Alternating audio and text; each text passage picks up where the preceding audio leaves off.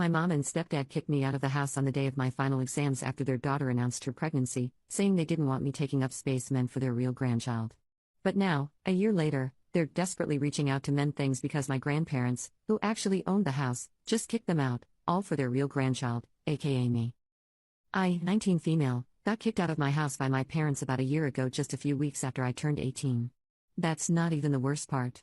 It happened to be right around the time of finals week in high school, and I pretty much had nowhere to go.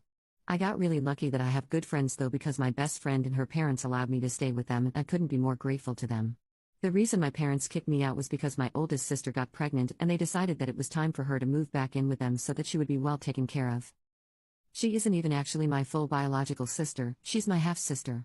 My mother had been dating Jacob, my stepfather, when they were in college, and she got pregnant a couple of months before they graduated.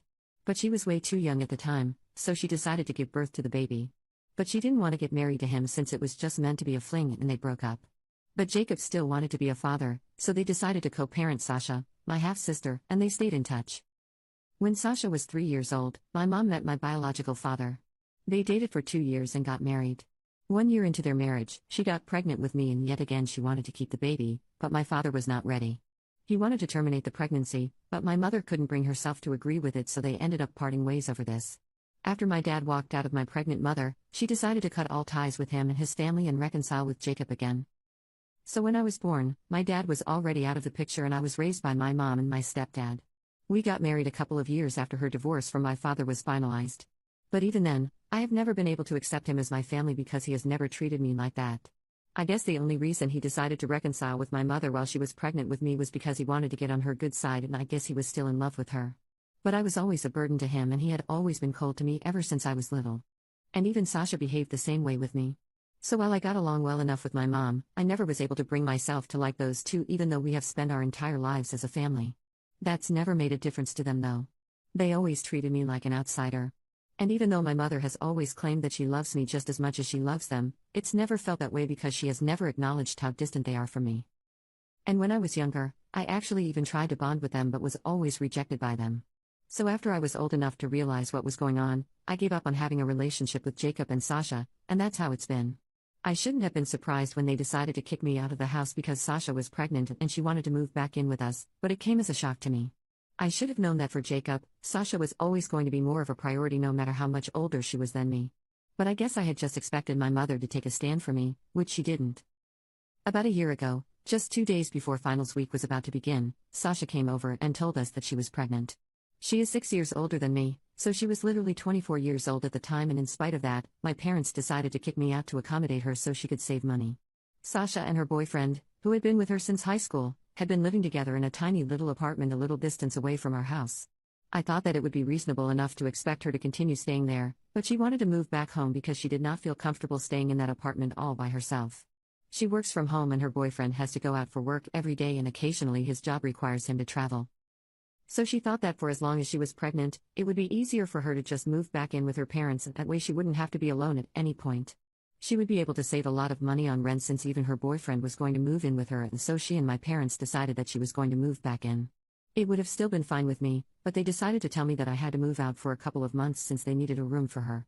Sasha already had a room in our house. But after she had moved out for college, Jacob had turned it into an office, and my parents told me that she couldn't stay in the living room. The only viable option was for me to give up my room, and they told me to think of it as a sacrifice for my family. I might not have been so upset about that had it not been a conversation that they had with me right before my first exam. I was already pretty stressed out because I had to prepare for a test and I had a bunch of exams coming up in the next 2 weeks, but all they cared about was Sasha and her pregnancy. So I put my foot down and told them that I was not going anywhere because Sasha had never been my family. She had never treated me like family, so I didn't need to make any sacrifices. My parents tried to reason with me, but I thought that they were being crazy, and I continued to argue with them until they finally snapped. Jacob told me that I had to leave by the end of the week or else I would be kicked out and nobody could stop him since I was an adult. And he was free to choose whether he wanted to let me live in his house or not. I thought that my mother would defend me, but she told me that Jacob was right and they needed to make space for their real grandkids, so they didn't have the time or energy to fight with me on this, and I just had to do as I was told. The fact that my mom used the phrase real grandkids just confirmed what I had already believed and known for years, that my mom, Sasha and Jacob, were a little family of their own, and I had always been an outsider and would always be treated like one. I was very upset, So I decided to stop packing my bags instantly without even caring about the fact that I had an exam the next day. They did not even try to stop me as I was leaving, so I knew exactly where their priorities were, and I ended up at my best friend's doorstep.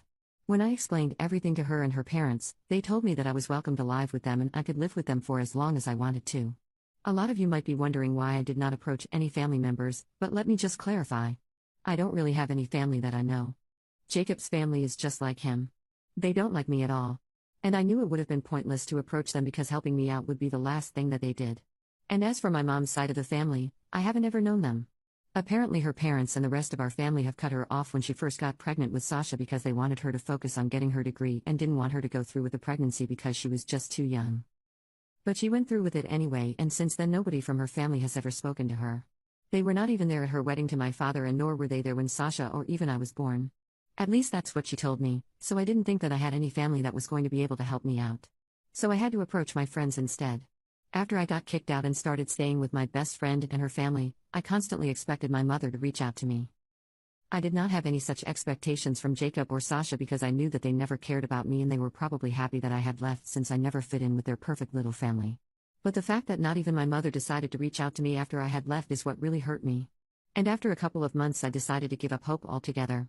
A full year has passed since then, and I have heard from a couple of my friends that Sasha has given birth a few months ago, and she and her boyfriend have been posting about how they are proud parents to their daughter. The three of them are still living with my parents, presumably because they want to save money on rent. I couldn't care less about it, to be honest.